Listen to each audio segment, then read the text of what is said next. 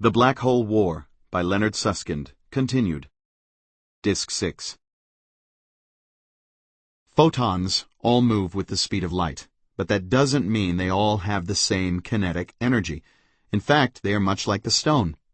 When they rise out of a gravitational field, they lose energy. The stronger the gravity they have to overcome, the greater the energy loss. By the time a gamma ray rises from near the horizon, its energy is so depleted that it is now a very low-energy radio wave. Conversely, a radio wave observed far from the black hole must have been a high-energy gamma ray when it left the horizon. Now, consider the Count and the Emperor far above the black hole. The Hawking temperature is so low that the radio wave photons have very little energy. But with a little thought, the Count and the Emperor would have realized that the same photons must have been super high-energy gamma rays when they were emitted near the horizon. That's the same thing as saying it was hotter down there. In fact, gravity is so strong at the horizon of a black hole that photons from that region would have to have enormous energy to escape. Seen from far away, the black hole may be very cold, but up close, the thermometer would be bombarded by ferociously energetic photons. That's why the executioners were certain that their victims would be vaporized at the horizon. Seminar resumed. So it appears that we have derived a contradiction. One set of principles, general relativity and the equivalence principle, says that information sails uninterrupted down through the horizon. The other, quantum mechanics, brings us to the opposite conclusion. The infalling bits, though badly scrambled, are eventually returned in the form of photons and other particles. Now, you may ask, how do we know that the bits, after falling through the horizon but before hitting the singularity, can't make their way back out into the Hawking radiation? The answer is obvious. They would have to exceed the speed of light to do so. I have presented you with a powerful paradox and told you why it may be very important to the future of physics, but I have given you no hint of a possible way out of the dilemma. That's because I don't know the resolution. But I do have prejudices, so let me tell you what they are. I don't believe that we will have to give up either the principles of quantum mechanics or those of the general theory. In particular, I, like Gerard et Hooft, believe that there is no information loss in black hole evaporation. Somehow we are missing a very deep point about information and how it is located in space. That lecture in San Francisco was the first of a great many similar lectures that I gave in physics departments and physics conferences on at least 5 continents. I had decided that even if I couldn't solve the puzzle, I would become a proselytizer for its importance. I recall one lecture particularly well. It was at the University of Texas, one of the premier physics departments in the United States. The audience included a number of extremely accomplished physicists, including Steven Weinberg, Willy Fischler, Joe Polchinski, Bryce DeWitt, and Claudio Teitelbaum, all of whom have made major contributions to the theory of gravity. I was quite interested in their views, so at the end of the lecture I took a poll of the audience. If my memory serves me right, Fischler, DeWitt, and Teitelbaum held the minority view that information is not lost. Polchinski was convinced by Hawking's arguments and voted with the majority. Weinberg abstained. The overall vote was about 3-1 in favor of Hawking, but there was a noticeable reluctance on the part of the audience members to commit themselves. During the stalemate, Stephen and I crossed paths a number of times. Of all those encounters, the one that stands out most took place in Aspen. Chapter 14. Skirmish at Aspen. Before the summer of 1964, I had never seen a hill higher than mighty Mount Minnewaska, which is all of 3,000 feet tall, in the Catskill Mountains. Aspen, Colorado, was a strange and magical mountain kingdom for me when I first laid eyes on it as a 24-year-old graduate student. The tall, snow-covered peaks surrounding the town gave it a wild, otherworldly feel, especially for a city boy like me. Though already a popular ski town, Aspen still had a bit of the frontier flavor of the colorful silver mining days of the late 19th century. The streets were unpaved, and in June the tourists were so sparse that you could camp almost anywhere outside town. It was a place of quirky characters. In any of the local bars you might sit down between a genuine American cowboy and a rough, unshaved mountaineer, or you might find yourself wedged between a grubby fisherman and a Polish sheep herder. You could also strike up a conversation with a member of the power elite of American business, the concert mistress of the Berkeley Student Orchestra, or a theoretical physicist. Nestled at the west end of town, between Aspen Mountain to the south and Red Mountain to the north, is a group of low buildings surrounded by a large, grassy lawn. On summer days you can see about a dozen physicists seated at picnic tables, arguing, debating, and just enjoying the fine weather. The main building of the Aspen Institute for Theoretical Physics is not much to look at, but right behind it, in a pleasant outdoor space, is a blackboard shaded by an awning. This is where the real action takes place, where some of the world's greatest theoretical physicists meet for seminars to discuss their latest brainstorms. In 1964, I was the only student at the center. I believe I was the only student in the entire 2-year history of the Institute, but the truth is that I wasn't there because of any talent I had in physics. Rushing down from the nearby Continental Divide, the roaring Fork River runs through town. The water is turbulent, swift, very cold, and most important for me that summer, full of silver.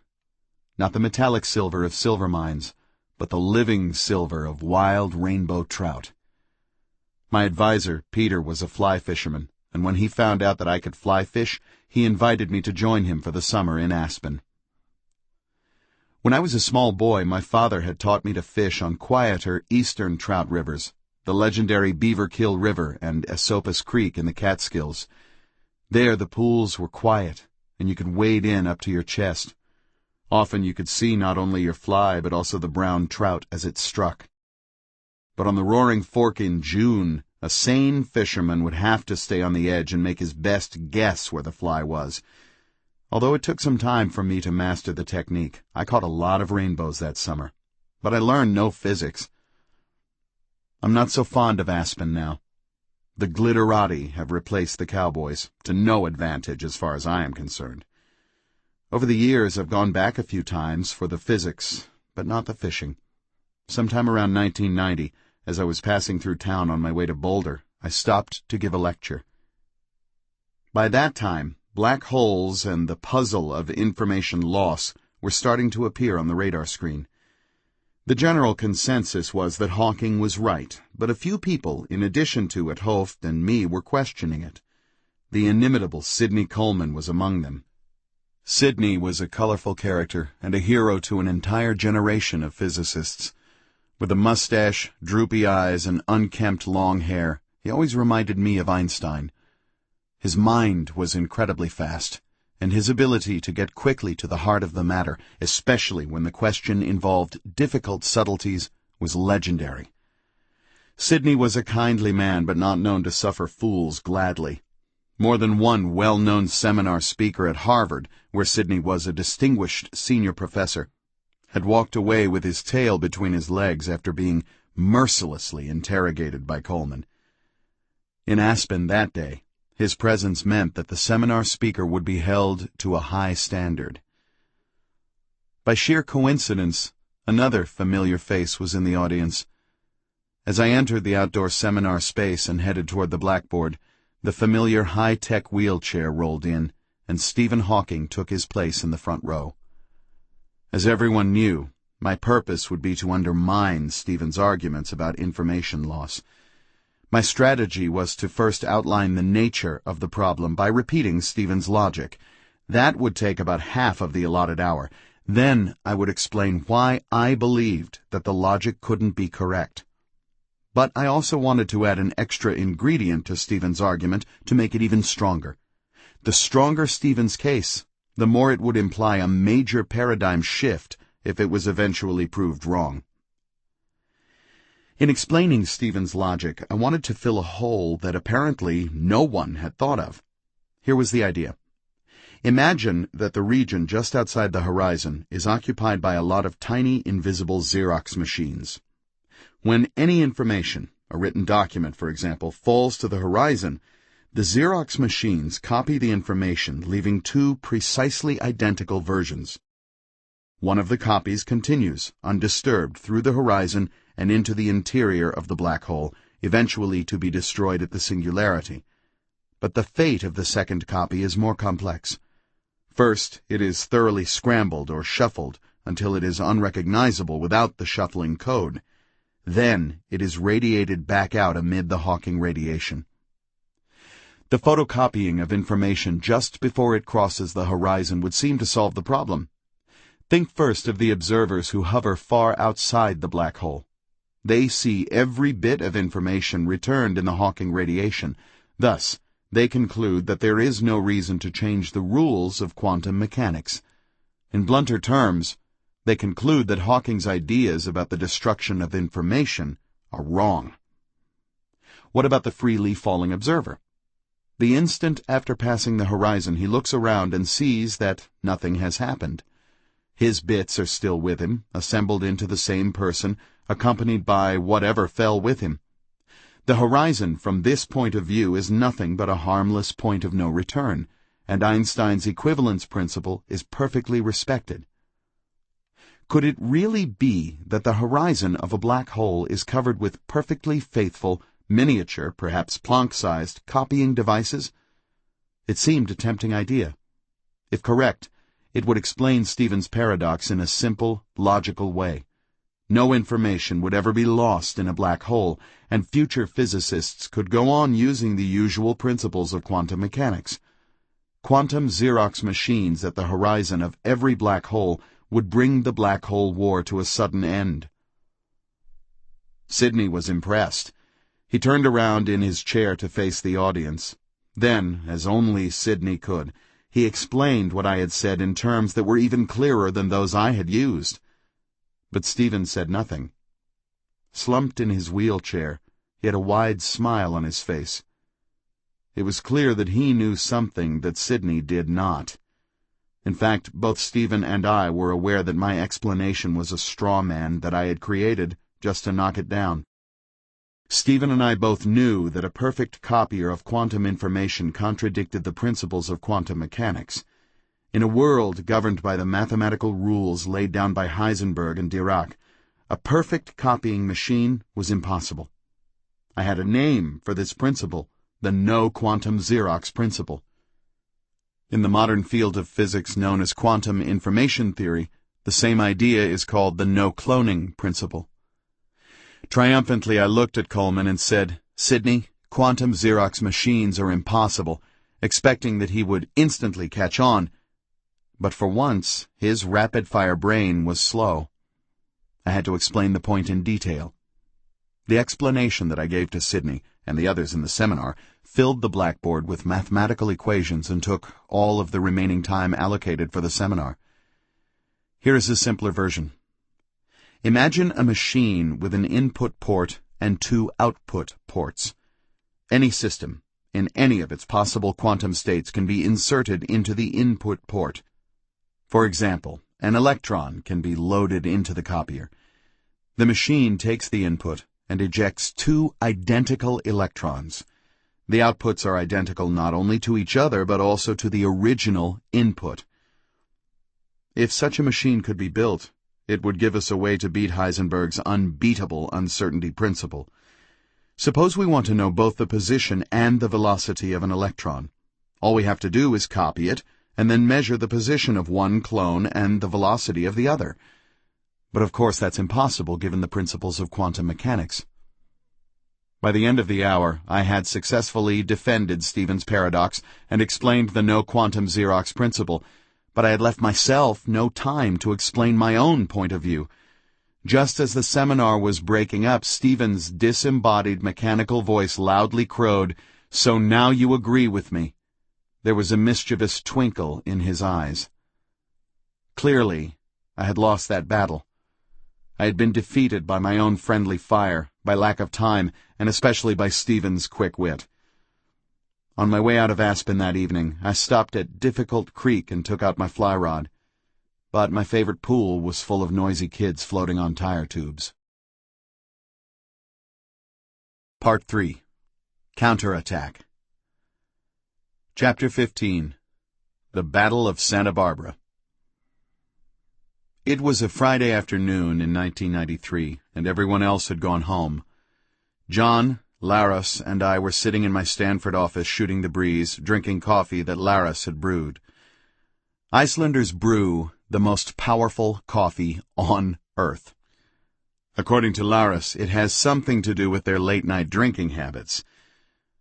Laris Thorlacius, a tall Icelandic Viking, he claims that he is descended not from Norse warriors but from Irish slaves, was a Stanford postdoc who had just received his Ph.D. from Princeton.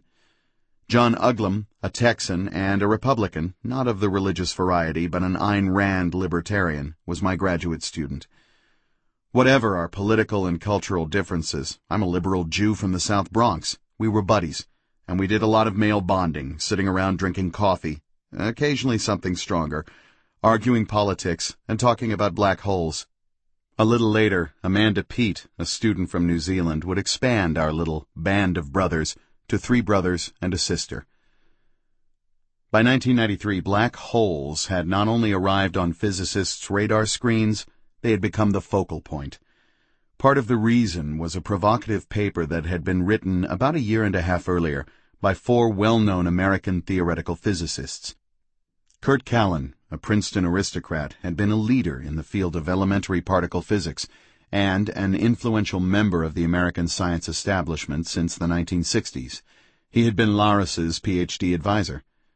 Andy Strominger and Steve Giddings were younger, up-and-coming faculty members at the University of California, Santa Barbara, UCSB. At the time, the thing that distinguished them in my mind was that Giddings wore shorts and Strominger wore suspenders. The University of Chicago's Jeff Harvey was, and still is, a great physicist, a talented composer, see the end of Chapter 24, and a stand-up comic. Collectively, they were known as CGHS, and the simplified version of black holes that they had written about were called CGHS black holes. Their joint paper had created a short-lived sensation, partly because the authors claimed to have finally solved the problem of information loss in black hole evaporation. What made the CGHS theory so simple, in retrospect deceptively simple, was that it described a universe with only a single dimension of space. Their world was even simpler than Flatland, Edwin Abbott's fictional world of 2 dimensions. CGHS envisioned a universe of creatures that lived on an infinitely thin line. These creatures were as simple as could be, nothing more than single elementary particles. At one end of this one-dimensional universe sat a massive black hole, heavy enough and concentrated enough to trap anything that got too close. The paper that CGHS had written was an extremely elegant mathematical analysis of Hawking radiation. But somewhere in the analysis they had made a mistake, claiming that quantum mechanics eliminated the singularity and with it, the horizon. Laris and I, along with our colleague Jorge Russo, were among several people who pointed out the error. That made us experts on CGHS black holes. There was even a particular version of the CGHS theory called the RST, Russo, Susskind, and Thorlacius model. Now, the reason that John, Laris, and I were sitting around after hours that Friday was that there was an upcoming conference devoted specifically to the puzzles and paradoxes of black holes. The conference was to take place a couple of weeks later in Santa Barbara, home to the Institute for Theoretical Physics, ITP, at UCSB. Today the ITP is known as the KITP, the Kavli Institute for Theoretical Physics. Just how good a physics institution was the ITP? The short answer is really good. By 1993, it had become an active center of black hole research. James Hartle was the most senior of the black hole theorists on the UCSB faculty. Jim was a very distinguished elder statesman who had done groundbreaking work with Stephen Hawking on quantum gravity long before it had become popular. But there were 4 younger members in the physics department there who were all destined to play big roles in the black hole war. All 4 were in their mid-30s and extremely active. You've already met Steve Giddings and Andy Strominger, the G and S of CGHS. Although both were friends of mine whose physics I admired, they proved to be very exasperating foes for the next 2 years. They often drove me to distraction with their stubborn attachment to wrong-headed ideas. Eventually, however, they more than redeemed themselves. Gary Horowitz was the third of the young UCSB faculty. Gary is a general relativity expert, a relativist, who was by then making a name for himself as a brilliant leader in the field. He had also worked closely with Hawking and knew as much about black holes as anyone. Finally, Joe Polchinski had recently migrated to Santa Barbara from the University of Texas. Joe and I had worked together on a number of research projects, and I knew him well. Although I always found him a very pleasant person, full of genuine good humor, I also was awed by his intellectual power and speed and his sheer brilliance. Since the earliest days of our friendship, Joe must have been about 25 and I was 40, I had had no doubt that he was fated to become one of the greatest theoretical physicists of the era. I wasn't disappointed. These extraordinary young physicists worked closely together. Sometimes the subject was black holes, sometimes string theory. The enormous talent of this small, close-knit group made them a very potent force in theoretical physics. It also made Santa Barbara one of the most exciting places, if not the most exciting place, for a theoretical physicist to hang out. There was no question that a conference in Santa Barbara devoted to the puzzles of black holes would be an important event. The conference was probably organized to celebrate the excitement that the CGHS paper had created. It was hoped that the technical mathematics that CGHS had invented would hold the key to what by then was being called the information paradox. I had been asked by the conference organizers to report on the work that Laris, Jorge, and I had done at Stanford, so there we were, late that Friday, discussing what I would say.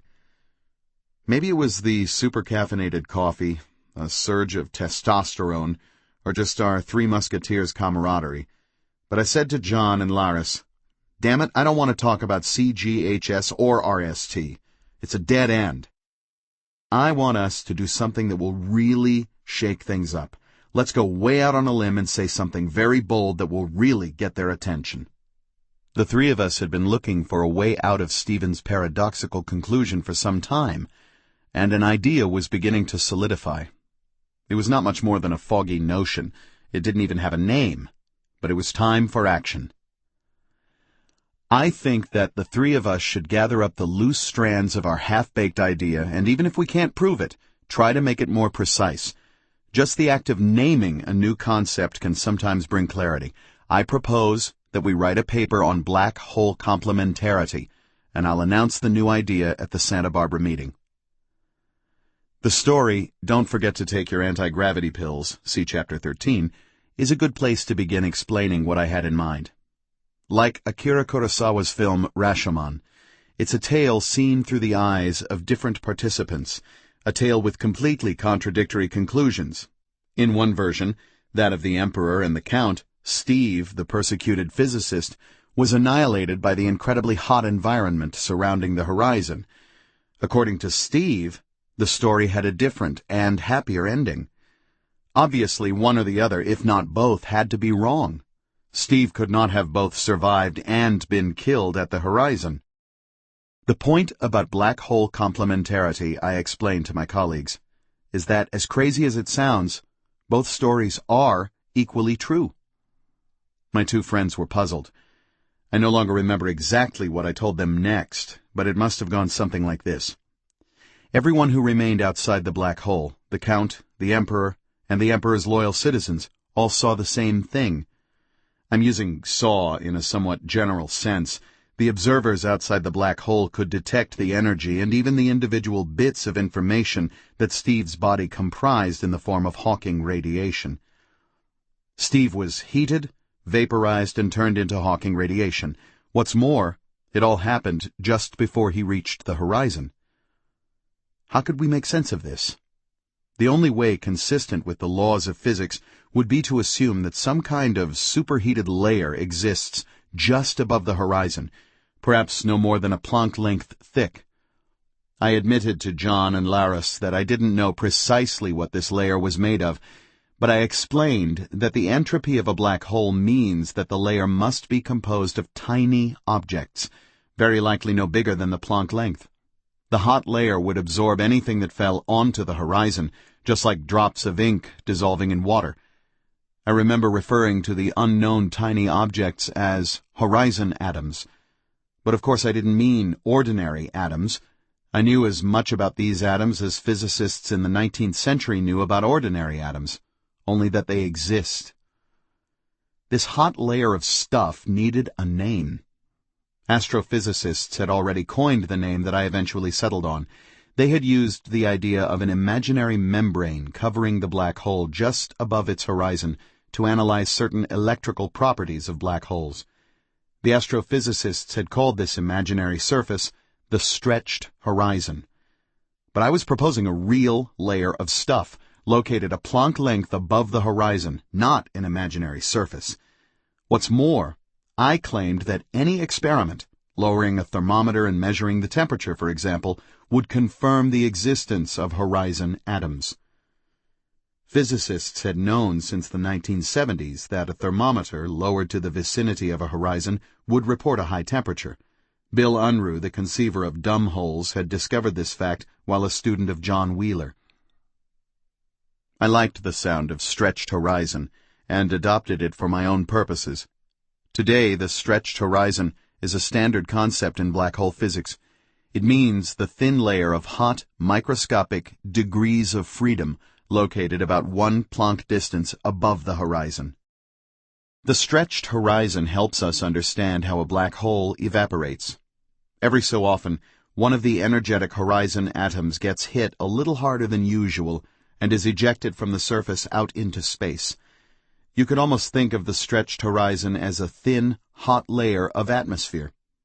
In this sense, the description of black hole evaporation would closely parallel the way the Earth's atmosphere gradually evaporates into outer space. What's more, since a black hole loses mass as it evaporates, it must also shrink. But this was only half the story, the half seen from a vantage point outside the black hole. By itself, this half of the story was hardly radical. Stuff falls into hot soup evaporates. Bits of information get carried out in the evaporation products, all very ordinary. If I had been talking about anything but a black hole, it would have been an unremarkable explanation. What about the view from the inside, or more precisely, the view seen by a freely falling observer? We could call it Steve's version, which would seem to contradict the account from outside, the Emperor's and the Count's version. I proposed 2 postulates. 1. To any observer who remains outside a black hole, the stretched horizon appears to be a hot layer of horizon atoms that absorb, scramble, and eventually emit, in the form of Hawking radiation, every bit of information that falls onto the black hole. 2. To a freely falling observer, the horizon appears to be absolutely empty space. Those falling observers detect nothing special at the horizon, although for them it is a point of no return. They only encounter a destructive environment much later, when they eventually approach the singularity. It was superfluous to add a 3rd postulate, but I did so anyway. 3. Postulates 1 and 2 are both true, and the apparent contradiction is not real. Laris was skeptical. How, he asked, is it possible for 2 contradictory stories to both be true? There is a logical contradiction in saying that the in-falling Steve was killed at the horizon and, in the same breath, that he survived for another 1,000,000 years. Basic logic says that a thing and its opposite cannot both be true. In fact, I was asking the same question myself. On the 2nd floor of the Stanford Physics Department, there used to be a display of a hologram. Light reflecting off a 2-dimensional film with a random pattern of tiny dark and light spots would focus in space and form a floating 3-dimensional image of a very sexy young woman who would wink at you as you walked past. You could walk part way around the fictitious image and see it from various angles. Laris, John, and I would make a special point of passing the hologram every so often. Now I joked to Laris that the surface of the black hole, the horizon, must be a hologram, a two-dimensional film of all the three-dimensional stuff inside the black hole. Laris didn't buy it. Neither did I. Not at that point, anyway. In fact, I really didn't see the point of my own remark. But I had been thinking about it for a while, and had a more serious answer. Physics is an experimental and observational science. When all the mental pictures are stripped away, what's left is a collection of experimental data, together with mathematical equations that summarize that data. A genuine contradiction doesn't mean a discrepancy between two mental pictures. Mental pictures have more to do with limitations imposed by our evolutionary past than with the actual realities that we are trying to understand. A genuine contradiction occurs only when experiments lead to contradictory results. For example, if two identical thermometers are plunged into a pot of hot water and they each give a different temperature, we would not accept the results. We would know that something is wrong with one of the thermometers. Mental pictures are valuable in physics, but if they seem to lead to a contradiction where there is none in the data, the picture is not the right one. Could we expose a genuine contradiction if we postulated that both black hole stories were true, Steve's and the Count's? To detect a contradiction, two observers would have to come together at the end of the experiment and compare notes. But if one observation was made behind the horizon, and the other observer never crossed it, then by the very definition of a horizon, they couldn't come together and compare data. So there was no real contradiction, only a bad mental picture. John asked how Hawking would respond. My answer, which proved quite accurate, was, "Oh, Stephen will smile." Complementarity. The word complementarity was introduced into physics by the legendary father figure of quantum mechanics, Niels Bohr. Bohr and Einstein were friends, but they disagreed incessantly about the paradoxes and apparent contradictions of quantum mechanics. Einstein was the true father of quantum mechanics, but he came to loathe the subject. Indeed, he used all of his unrivaled intellectual powers to try to poke holes in the logical foundations of it. Time after time, Einstein thought he had discovered a contradiction, and time after time, Bohr countered his blow with his own weapon, complementarity. It was no accident that I used complementarity in describing how the paradoxes of quantum black holes would be resolved. In the 1920s, quantum mechanics was rife with apparent contradictions. One of them was the unresolved argument about light. Was it waves, or was it particles? Sometimes it seemed as if light behaved one way, and other times the opposite way. To say that light was both things, waves and particles, was nonsensical. How would we know when to use particle equations and when to use wave equations? Another puzzle. We think of particles as tiny objects that occupy a position in space. But particles can travel from one point to another. To describe their motion, we have to specify how fast and in what direction they move. Almost by definition, a particle is a thing that has a position and a velocity. But no! With a logic that seemed to defy logic, Heisenberg's uncertainty principle insisted that position and velocity cannot both be specified. More nonsense.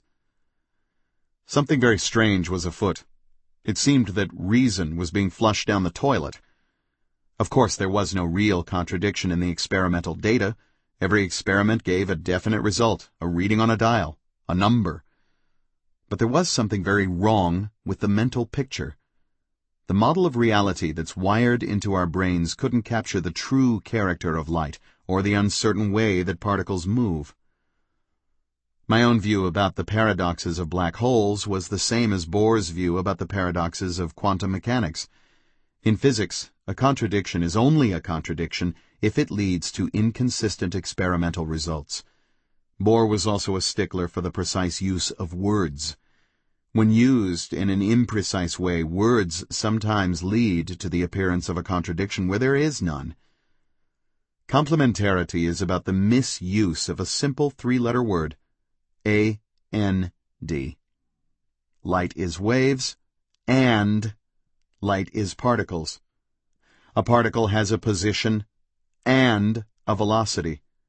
In effect, Bohr said, get rid of and replace it with or. Light is waves, or light is particles. A particle has a position or a velocity. What Bohr meant was that in certain experiments, light behaves like a collection of particles, while in other experiments, it behaves like a wave. There is no experiment where it behaves like both.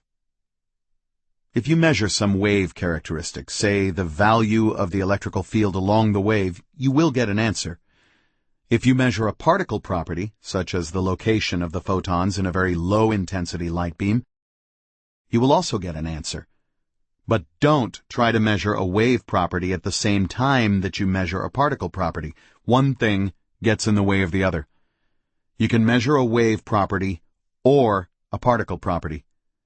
Bohr said that neither waves nor particles are complete descriptions of light, but that they complement each other. Exactly the same is true of position and velocity. Some experiments are sensitive to the position of an electron. For example, the point at which an electron hits a TV screen and illuminates it.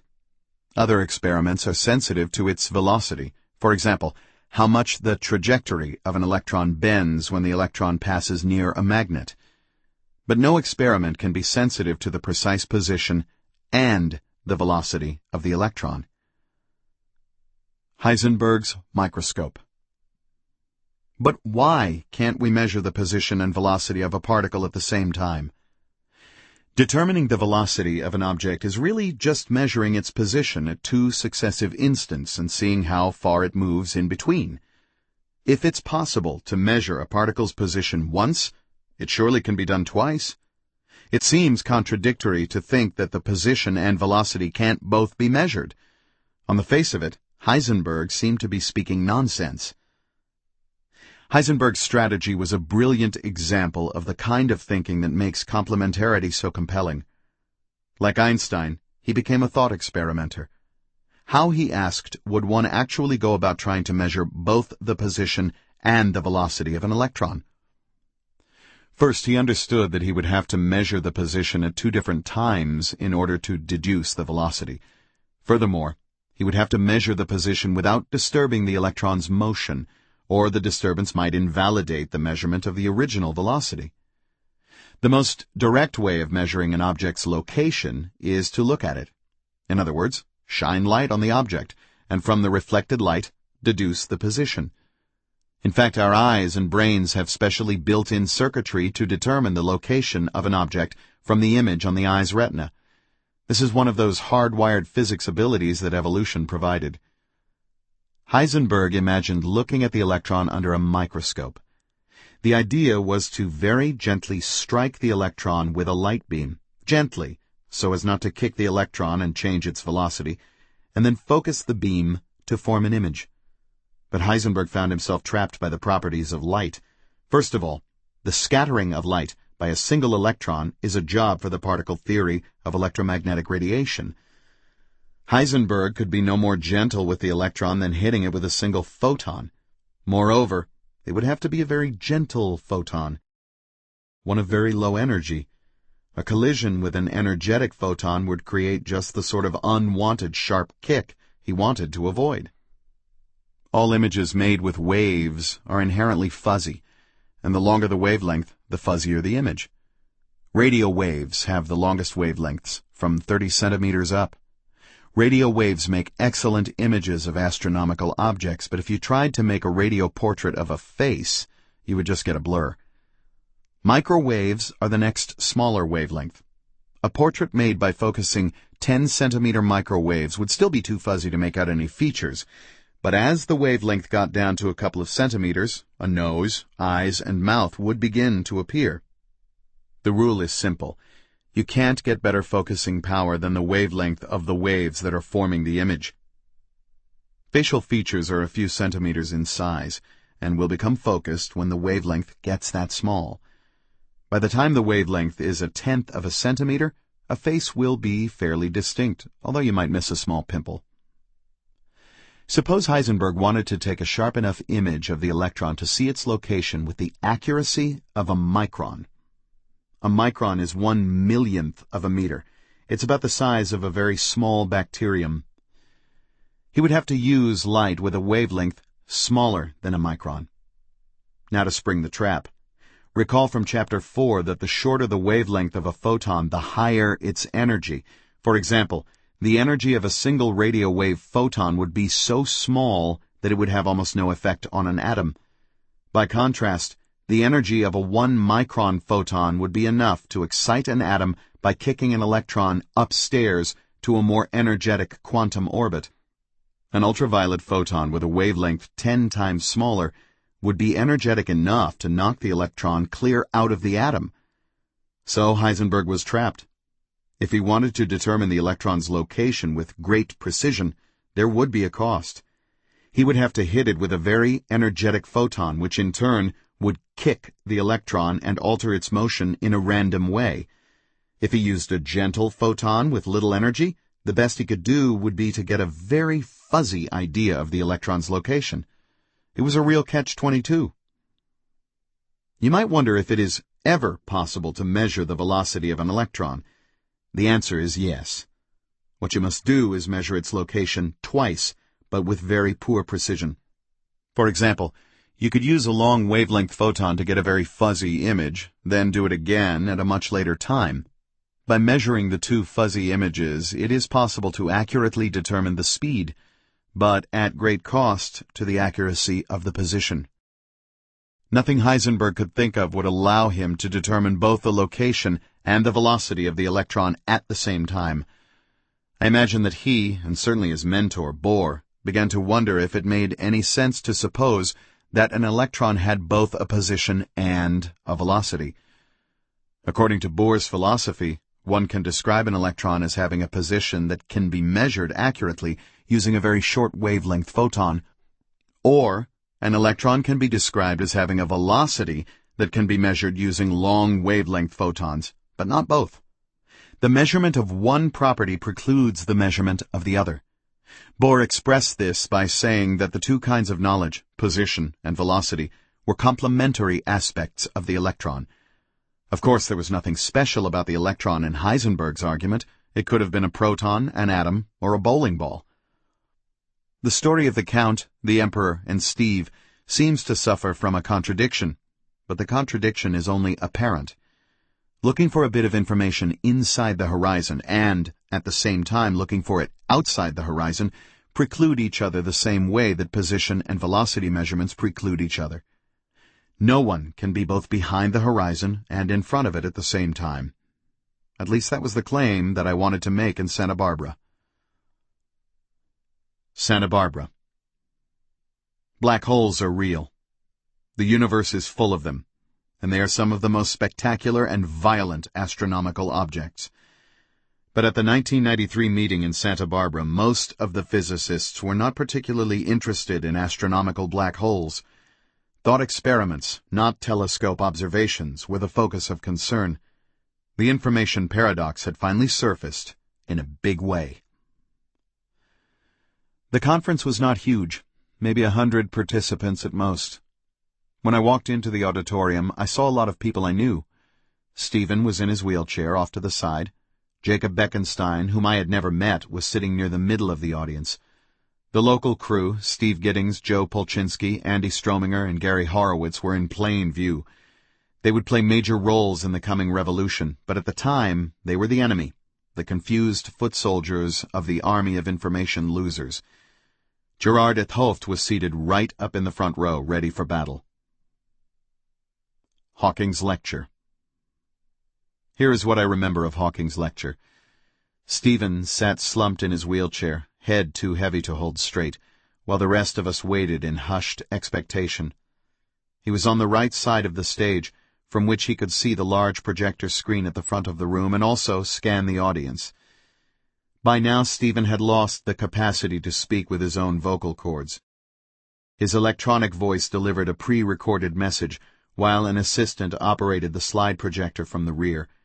The projector was synchronized with the recorded message. I wondered why he had to be there at all. Despite its robotic sound, his voice was rich with personality. His smile communicated supreme confidence and assurance. There is a mystery to Stephen's performances. How does the presence of his motionless, frail body breathe so much life into an otherwise lifeless event? With barely a flicker of motion, Stephen's face conveys a magnetism and charisma that few men have. The lecture itself was not memorable, at least not for the content. Stephen spoke about what he was expected to speak about, what I had not wanted to speak about. The CGHS theory and how CGHS had blown it.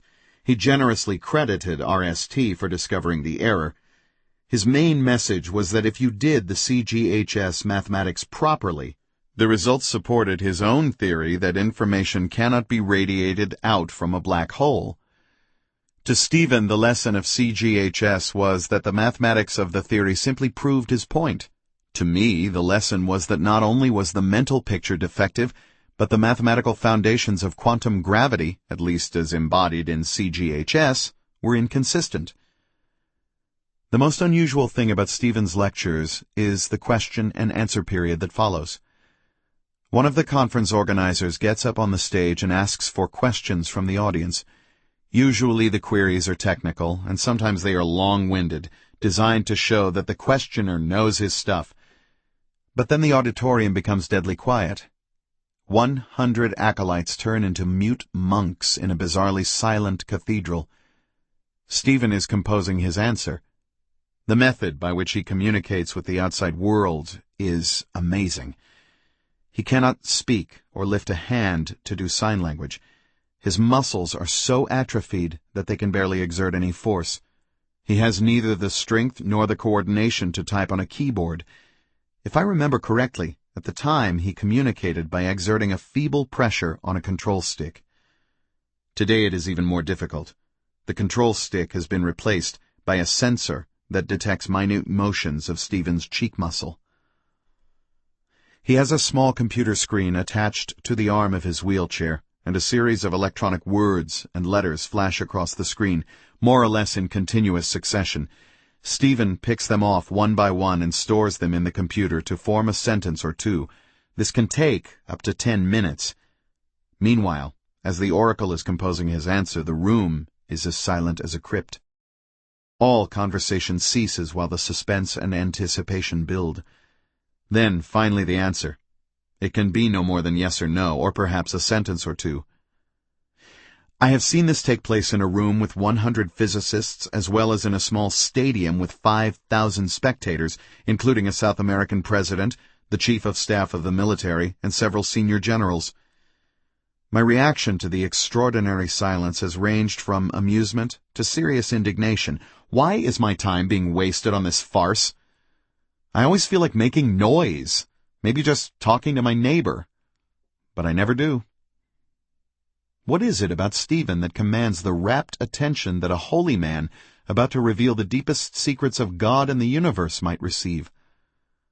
Hawking is an arrogant man, very full of himself, extremely self-centered. Then again, the same is true of half the people I know, including myself. I think the answer to this question is partly the magic and mystery of the disembodied intellect who navigates the universe in his wheelchair. But part of it is that theoretical physics is a small world composed of people who have known one another for years. For many of us, it is an extended family, and Stephen is a beloved and deeply respected part of that family, even if he sometimes engenders frustration and annoyance. We are all very aware that he has no way to communicate except through the tedious and lengthy process that he uses. Because we value his point of view, we sit quietly, waiting. I also think it is likely that Stephen's concentration is so intense during the composing process that he's not even aware of the strange silence around him. As I said, the lecture was not memorable. Stephen made the usual claim, information goes into a black hole and never comes out. By the time the black hole evaporates, it is completely obliterated. Gerard 't Hooft followed immediately on his heels. He is also a man of great charisma who is vastly admired in the physics community. Gerard has a terrific stage presence and commands enormous authority. Although he is not always easy to understand, he has none of the oracular mystery of Hawking. He is a rather straightforward and sensible Dutchman. Gerard's presentations are always fun. He likes to use his body to illustrate points, and he knows how to produce spectacular graphics. After all these years, I still recall a video he made to illustrate the horizon of a black hole. A sphere was tiled with pixels that were randomly either black or white. As the video was played, the pixels began to flicker from black to white and vice versa. The picture looked like white noise on a malfunctioning TV screen. It was quite evident that 't Hooft had ideas that were similar to my own about the existence of an active layer of rapidly changing horizon atoms that make up the entropy of a black hole. I waited for him to steal my thunder and give his own version of black hole complementarity, but if he was thinking about it, he didn't quite spell it out. 't Hooft is an extremely deep and original thinker. As with many very original people, he is often unclear to others. After his black hole lecture, it was obvious that he had lost the audience. Not that he had bored the audience, far from it, but they couldn't understand his logic. Remember, the horizon of a black hole was supposed to be empty space, not a defective TV screen. Overall, I doubt that either man had changed any minds about the fate of information in a black hole.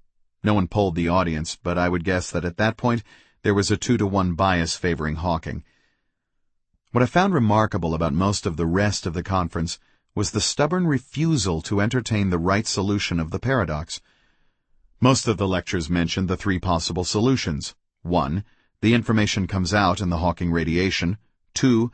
The information is lost. 3. The information eventually resides in some sort of tiny black hole remnant that remains after evaporation. Usually the remnant was no bigger than the Planck size and no heavier than the Planck mass. Lecture after lecture repeated these three possibilities and immediately dismissed the first.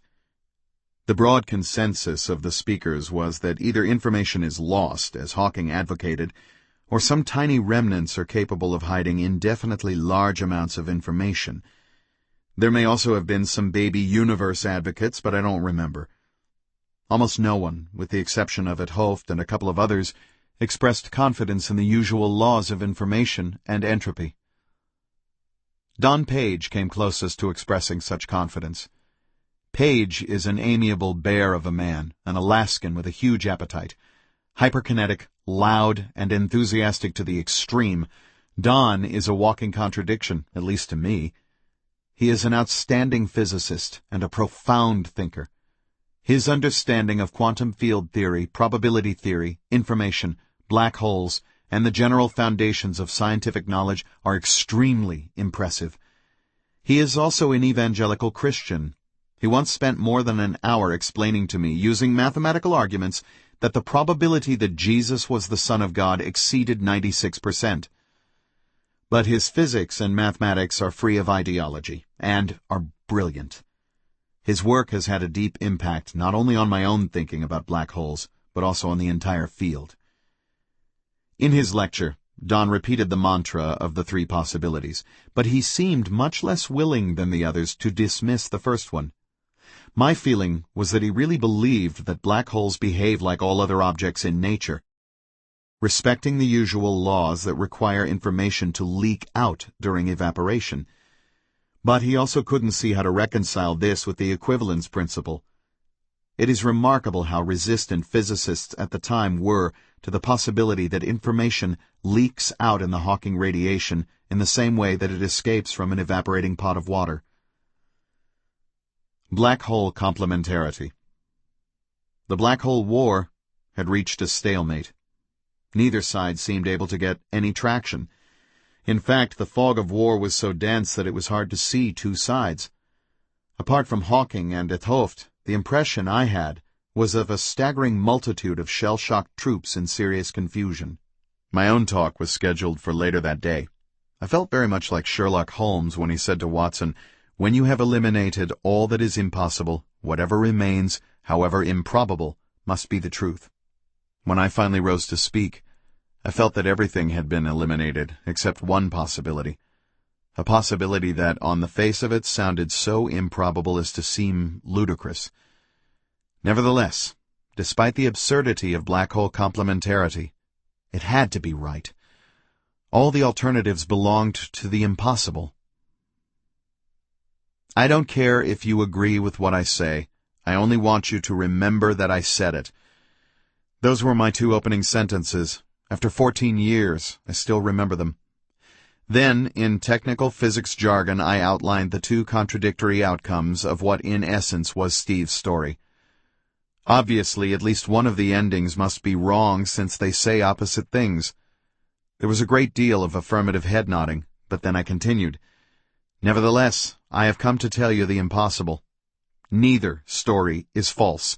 They are both true, in complementary ways.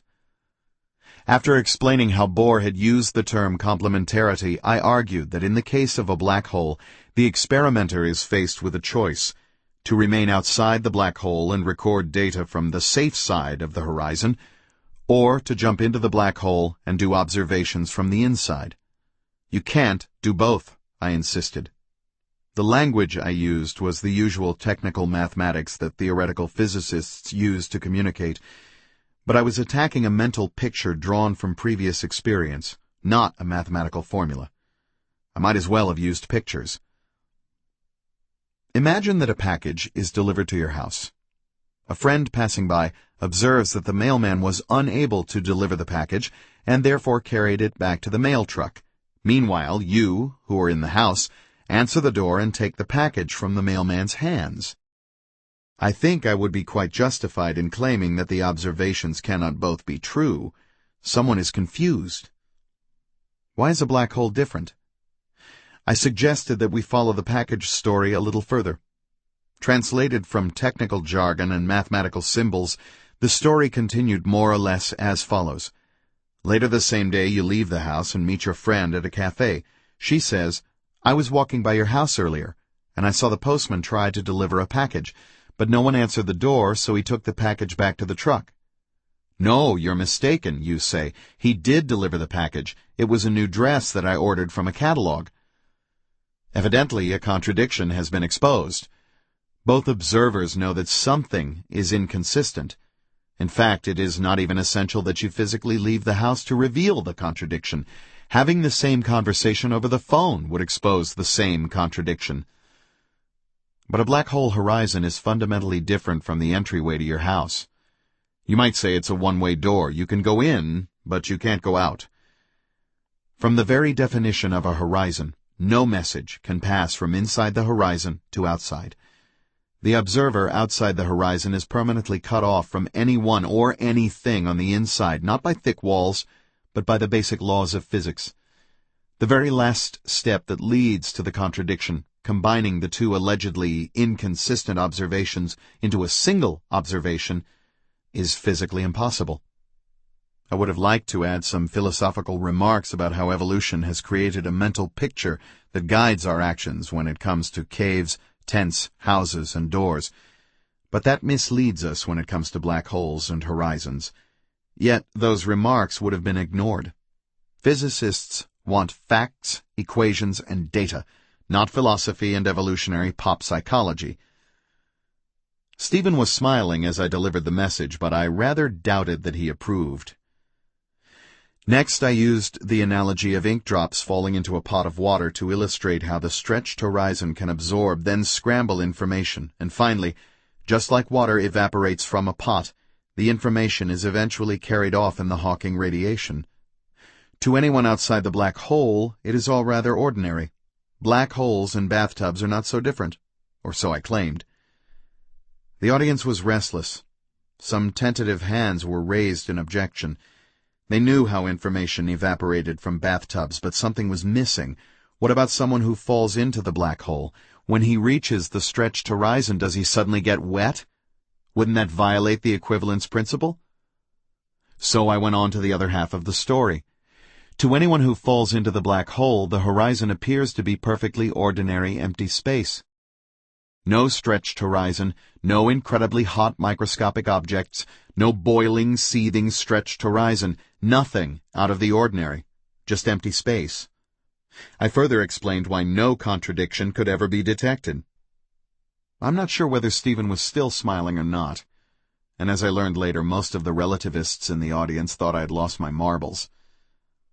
Even during the lecture, it was obvious that I had caught the audience's attention. Gerard, who can be a thorny character, was sitting in the front row, shaking his head and frowning. I knew that of everyone present he best understood what I was saying. I also knew that he agreed, but he wanted it said in his own particular way. I was most interested in the reactions of the Santa Barbara people, Giddings, Horowitz, Strominger, and especially Polchinski. I couldn't get any impression from the stage, but I later found out that they had not been at all moved by my arguments. There were two sympathetic listeners. After my lecture, at lunch in the college cafeteria, John Preskill and Don Page came over and sat down next to me. Hyperkinetic Don had a tray heaped with the most astonishing amount of food, including 3 giant desserts. It was pretty clear where his energy came from. Don can talk loudly and frenetically, but he is also a very good listener, and that day he was in listening mode. I already knew that he liked the idea that black holes are more or less like ordinary objects when it comes to information. He had publicly said so in his own energetic talk. By comparison, John Preskill is more reserved, though not at all stuffy. A wiry man with a wry sense of humor, John is about the same age as Joe Polchinski, and was at the time a professor at the California Institute of Technology. Caltech had been the home of 2 of the greatest physicists of the century, Murray Gell-Mann and Dick Feynman. John himself was a widely admired physicist with a reputation as an exceedingly straight shooter. Like Sidney Coleman, John was one of those people whose clarity of thought gave him a special moral authority. My conversations with John had always been rewarding. The one that unfolded that day was revelatory. But before I can explain it, I have to tell you a little more about black hole complementarity. Looking at the horizon with Heisenberg's microscope. A single hydrogen atom falls into a gigantic black hole. First, the naive picture. The tiny atom follows a trajectory and passes through the horizon perfectly intact. In classical physics, the atom crosses the horizon at a very well-defined point, a dot no bigger than the atom itself. That seems right because according to the equivalence principle, nothing violent is supposed to happen as the dot of hydrogen passes the point of no return. But that's too naive. According to black hole complementarity, the observer watching from outside sees the atom enter a very hot layer, the stretched horizon, just like a particle falling into a pot of hot water. As it falls into the layer of hot stuff, it gets bombarded on every side by violently energetic degrees of freedom. First, the atom is hit from the left, then from above, then from the left again, then from the right. It staggers around like a drunken sailor. This Brownian motion is aptly called a random walk. An atom can be expected to do exactly the same thing when it falls into the hot degrees of freedom that make up a stretched horizon, stagger around over the whole horizon. But even that's a little too simple. The stretched horizon is so hot that the atom will get blasted apart. Ionized is the technical term, and the electron and proton will separately stagger over the horizon. Even the electrons and quarks may be torn apart into more basic elements. Notice that all of this is supposed to happen just before the atom crosses the horizon. I think it was Don, during his 3rd dessert, who pointedly asked whether this spelled trouble for complementarity. There seem to be 2 descriptions of the atom, even before it crosses the horizon. In one, the atom is ionized as it staggers around the whole horizon, but in the other, the atom falls completely undisturbed straight toward a point on the horizon. Why couldn't someone on the outside observe the atom and see that nothing violent is happening to it? That would falsify black hole complementarity once and for all. As I began to explain, it quickly became obvious that John Preskill had thought about the same question and had come to the same conclusion as I had. We both began by noting that the atom couldn't be ionized until it reached a point where the temperature near the horizon was about 100,000 degrees. That only happens very close to the horizon, at about 1/1,000,000th of a centimeter away. That's where we would need to observe the electron. That doesn't sound very hard. 1/1,000,000th of a centimeter is not terribly small. What would Heisenberg do? The answer, of course, is that he would get out his microscope and illuminate the atom with the appropriate wavelength of light. In this case, to resolve the atom when it gets to within a millionth of a centimeter of the horizon, he would need photons of wavelength 10 to the negative 6th power centimeter. Now, here's the usual catch. A photon of such small wavelength has a lot of energy. In fact, it has enough energy that when it hits the atom, it will ionize it. In other words, any attempt to prove that the atom was not ionized by the hot stretched horizon will backfire by ionizing the atom. Going even further, we argued that any attempt to see whether the electron and the proton take a random walk over the horizon would blast the particles and scatter them all over the horizon. My memory of the discussion is not perfect, but I do recall Don getting very animated and saying at the top of his considerably robust voice that I hadn't been kidding when I'd called it complementarity. It was exactly the kind of thing that Bohr and Heisenberg had talked about. In fact, experimentally disproving black hole complementarity was very much like disproving the uncertainty principle. The experiment itself created the kind of uncertainty that it was designed to disprove. We talked about what would happen as the atom got even closer to the horizon. Heisenberg's microscope would have to use even higher energy quanta. Eventually, to follow the atom to within a Planck length of the horizon, we would have to hit it with photons of energy even greater than the Planck energy. No one knew anything about what such collisions would be like. No accelerator in the world has ever accelerated particles to anywhere near the Planck energy. John turned this idea into a principle. Any theoretical proof that black hole complementarity leads to an observable contradiction will inevitably depend on unwarranted assumptions about physics beyond the Planck scale. In other words, assumptions about nature in a realm far beyond our experience. Then Preskill raised a question that worried me. Suppose a bit of information were dropped into a black hole.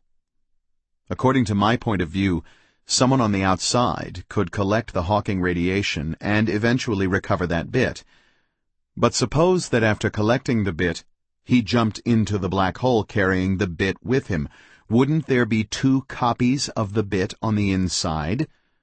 It would be as if, after receiving your package from the mailman, you stayed home, and your friend entered your house. Wouldn't there be a contradiction when observers met and compared notes on the inside? John's question jolted me. I had never thought of that possibility. If someone on the inside discovered two copies of the same bit, that would be a violation of the no quantum Xerox principle. Here was the most serious challenge to black hole complementarity that I had come across. The answer, although I wouldn't understand it for several weeks, was partly given by Preskill himself. He speculated that perhaps the two replicas could not meet up before they crashed into the singularity. Physics in the vicinity of the singularity is deep into the mysterious terra incognita of quantum gravity. That would allow us to wiggle out of the problem. As it happened, Don Page's ideas would also play a central role in diffusing Preskill's initial bomb. The discussion ended abruptly when someone announced that the next lecture was about to begin. I think it may have been the last lecture of the meeting, and I have no idea who gave it or what it was about. I was too worried about John's question to concentrate. But before the final closing of the conference, an announcement by one of the organizers brought me out of my thoughts. Joe Polchinski got up and said that he would take a poll. The question was this: do you think that information is lost when black holes evaporate, as Hawking maintains, or do you think it comes back out, as 't Hooft and Susskind claim? I suspect that before the meeting the vote would have leaned heavily toward Hawking's view. I was extremely curious to see whether the people at the meeting had been swayed at all. The participants were asked to cast a vote for one of the usual three candidates, plus a fourth. Here are the options, paraphrased. 1. Hawking's option. Information that falls into a black hole is irretrievably lost. 2. 't Hooft and Susskind's option. Information dribbles back out among the photons and other particles in the Hawking radiation. 3. Information becomes trapped in tiny Planck-sized remnants. 4. Something else. With each show of hands, Joe recorded the result on the whiteboard at the front of the lecture hall. The final results? 25 votes for information lost, 39 votes for information coming out with the Hawking radiation, 7 votes for remnants, 6 votes for something else. The momentary victory, 39 votes for what in effect was the principle of black hole complementarity versus only 38 for all the others combined, was not as satisfying as it might seem. What would a real victory be? 45 to 32? 60 to 17? Did it really matter what the majority thought? Science, unlike politics, is not supposed to be ruled by popular opinion. Shortly before the Santa Barbara conference, I had read Thomas Kuhn's book, The Structure of Scientific Revolutions. Generally, like most physicists, I am not very interested when philosophers opine about how science works. But Kuhn's ideas seemed right on target. They managed to put into focus my own fuzzy thoughts about the way physics had advanced in the past, and more to the point, how I hoped it was progressing in 1993.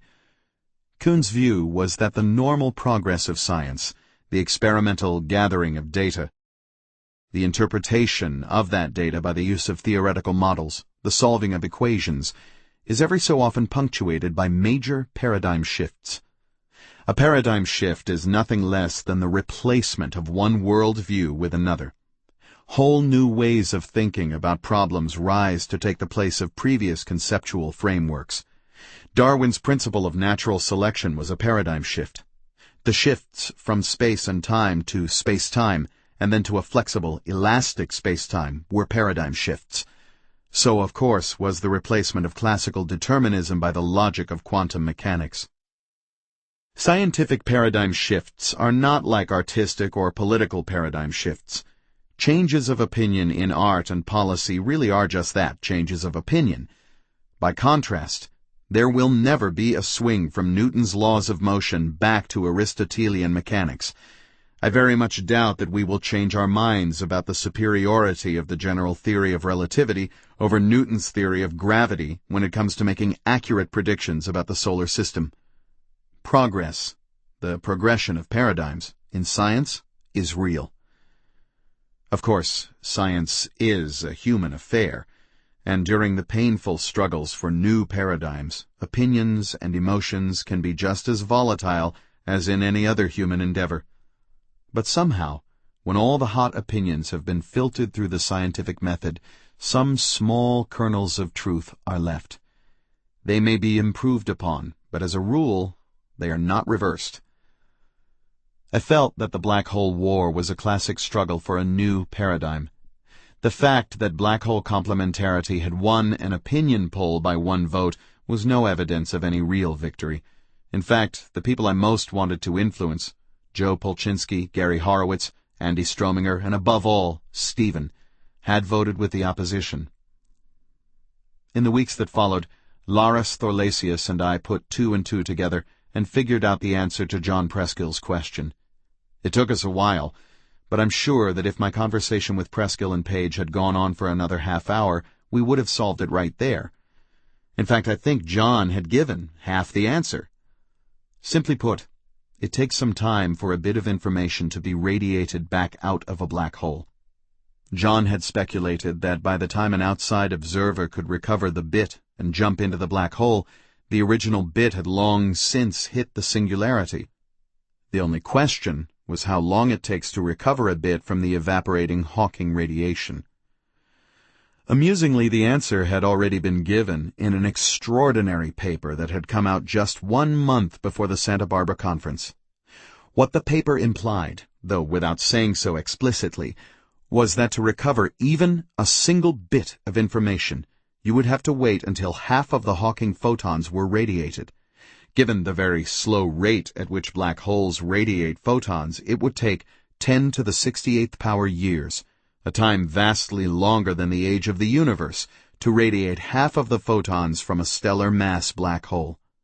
But it would take only a fraction of a second before the original bit would be annihilated at the singularity. Obviously, there was no possibility of capturing the bit in the Hawking radiation, then jumping in and comparing it with the first bit. black hole complementarity was safe. The author of the brilliant paper? Don Page. Chapter 16. Wait. Reverse the rewiring. Once, during the 1960s, I went to a play in a small avant-garde theater in Greenwich Village. An important component, slapstick humor as it turned out, involved the audience participating between acts, replacing the stage crew and moving scenery. One woman was told to move a chair to the rear of the stage, but the moment she touched it, it collapsed into a bunch of kindling. Someone else grabbed a small suitcase by the handle, but it wouldn't move. My job was to heave a 6-foot boulder up to someone on a low balcony. Just to keep in the spirit of things, I put my arms around it and pretended to lift with all my might. A moment of real cognitive dissonance occurred when the boulder sprang into the air as easily as if it weighed just a few ounces. It was a thin, hollow shell of painted balsa wood. The connection our brains make between the size of an object and its weight must be one of those hard-wired instincts, part of our automatic physics grokker. Consistently getting it wrong would probably indicate serious brain damage, unless the person just happened to be a quantum physicist. One of the great rewiring jobs that followed Einstein's 1905 discoveries required undoing the big is heavy, small is light instinct and replacing it with exactly the opposite. Big is light, small is heavy. As with so much else, it was Einstein who had the first inkling of this Alice in Wonderland inversion of logic. What was he smoking at the time? Most likely, only his pipe. As always, Einstein's most far-reaching conclusions flowed out of the simplest imaginary experiments that he did inside his head. The incredible shrinking box of photons. This particular thought experiment begins with an adjustable box, empty except for some photons, that can be made bigger or smaller at will. The interior walls are perfectly reflecting mirrors, so that the photons trapped in the box bounce back and forth between the mirrored surfaces and can't leak out. A wave confined in an enclosed region of space cannot have a wavelength longer than the size of the region. Try picturing a 10-meter wave fitting in a 1-meter box. It doesn't make sense. A 1-centimeter wave, however, would fit comfortably in the box.